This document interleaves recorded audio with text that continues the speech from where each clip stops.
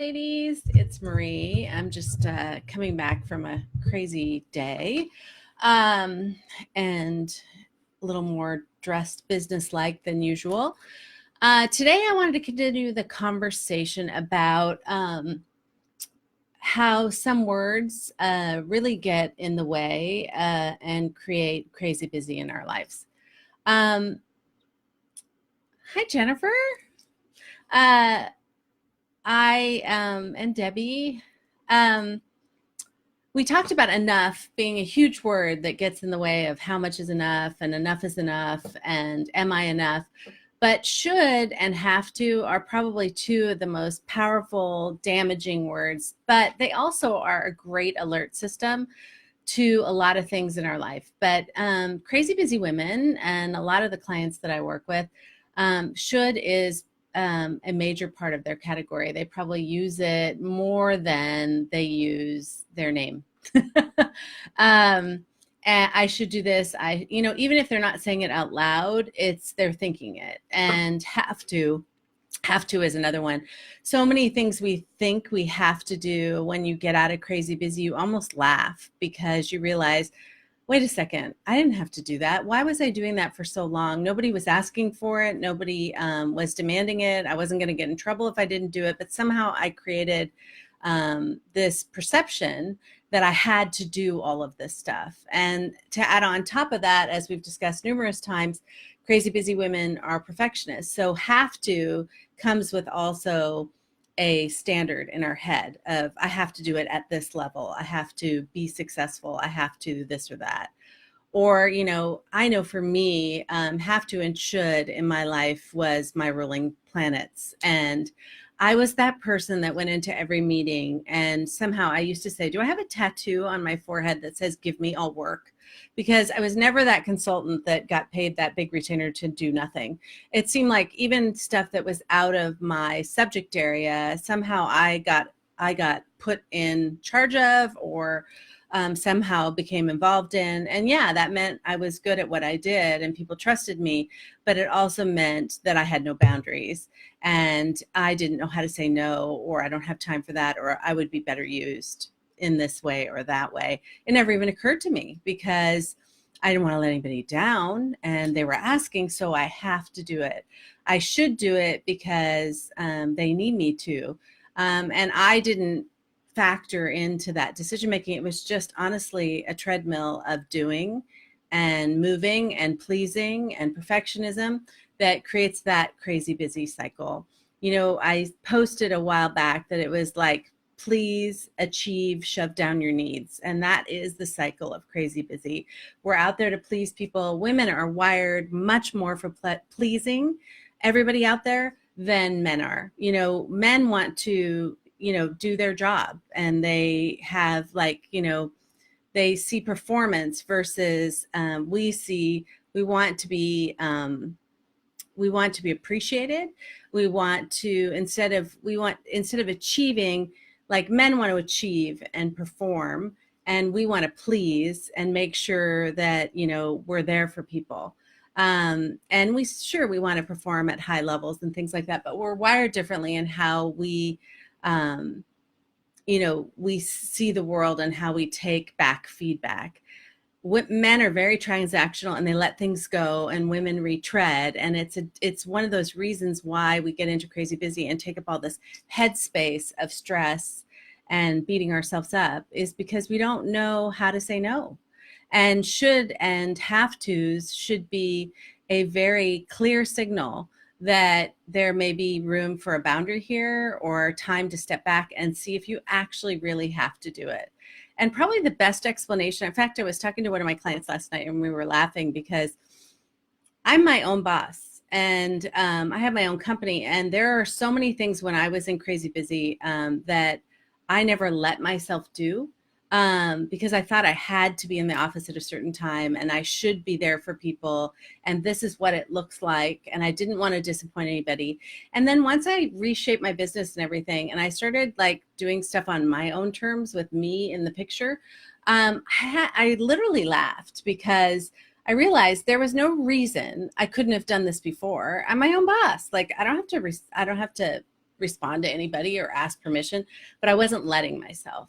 And we do that over and over and over again as crazy busy women.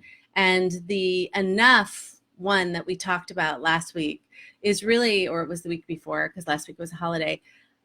The enough one is really about self-worth. The should and have to is really about pleasing and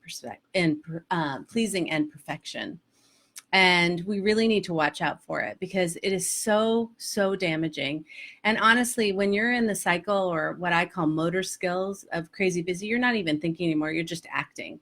And in some cases, if you were like me and the overachiever in crazy busy that I was, nobody even had to ask anymore. I didn't even have to, it wasn't that I wasn't saying no. Nobody was even asking anymore. I was just doing. I was doing it before they even asked because I felt like it was my responsibility. I felt like everything was my responsibility. And once I stepped away and did the work and realized that my life could be different and really determined to make it different, I realized that so much of what I was doing, and I really mean more than 50%, I didn't have to do. And I just had to readjust the way I thought about it and put boundaries in place. And change my operating system, really. Like I've been running at a system of the 20-year-old executive or 20-year-old up-and-comer that was trying to prove herself. And yes, Jennifer, exactly. I find myself saying should all the time. And I think one of the things that causes this is we women who are successful and gotten to this place where we're successful and we've sacrificed a lot of things in our life for it and are making things work and, in survival mode. What we've done is really carried our 20-something self that was scrappy and proving their self and in work, never saying no because you wanted that person to have the responsibility and give you the responsibility. And that's how we got where we were and are in our lives and our careers. That's how we got here. It's awesome. It was an awesome skill to prove ourselves, but we're not there anymore. We're not proving ourselves. We've arrived and we deserve to place boundaries. We don't have the same shoulds and have tos that we had when we were starting our career. We're now at the pinnacle. We should have the fruits of our labor and we should show and be models and mentors to the younger women coming up. You don't have to give up your life and give up your needs to be successful. It's not the way you have to live. And just because in our 20s we had to make sacrifices to show and earn respect and show that we were talented and deliver on things and give chances and take responsibility and get awarded projects or whatever it is, get that promotion. We're now here. And yes, we may want more promotions. If you're at that place in your life, you still want to get up and up and up or into the top. But we should be doing it differently than we did in our 20s. We should be standing in our power, speaking our truth, and not taking responsibilities that aren't ours to take. We need to set boundaries. And that is, I really want you now to take an assessment in the next, week and see how many times have to and should comes in your brain or is said out loud. And really ask. The awareness is the first step. I say this all the time. I say it in my program. People get sick of it. The two things I say the most is it's possible and awareness is the first step.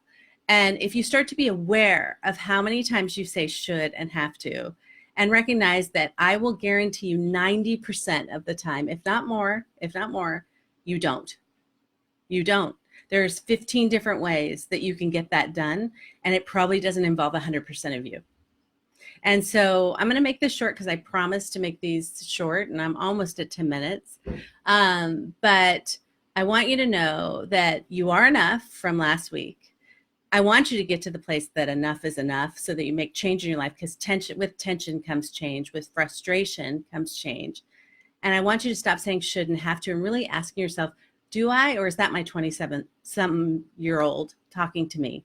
And see in your life if that young career girl that was trying to prove herself is still running your life, or is the more mature, seasoned, powerful rock star woman of whatever age you are really standing in her power as the person she is today and all the proof that she's already made. So just ask yourself those questions, slow down and look at how you're living your life, the words you're telling yourself, how you're behaving. and just start challenging it. That is the first step, awareness and challenging and getting frustrated enough to do something about it. And if you are frustrated enough to do something about it, I'm your girl, because I've done it. And I know it can be different for you. And I want to help you. And I'm starting a new group in a couple weeks. So I want you to be part of it. I want you to learn about it. Or if you just want to talk to me and get a free coaching call, please messenger me and we'll talk. We'll get on the phone for 45 minutes. We'll talk about what's blocking you, how to get you to the next step. I'm launching a webinar and free masterclass next month that I'll let you guys all know about.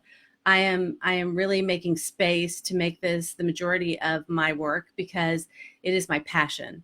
And I really want to transition out of what I've done most of my career and just help women figure this out, because crazy busy is an epidemic in our country and it doesn't have to be. Women can have the success that they want and the life that they want outside of their jobs.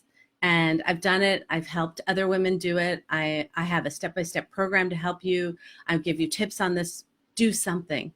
Do something. Start questioning how you talk to yourself.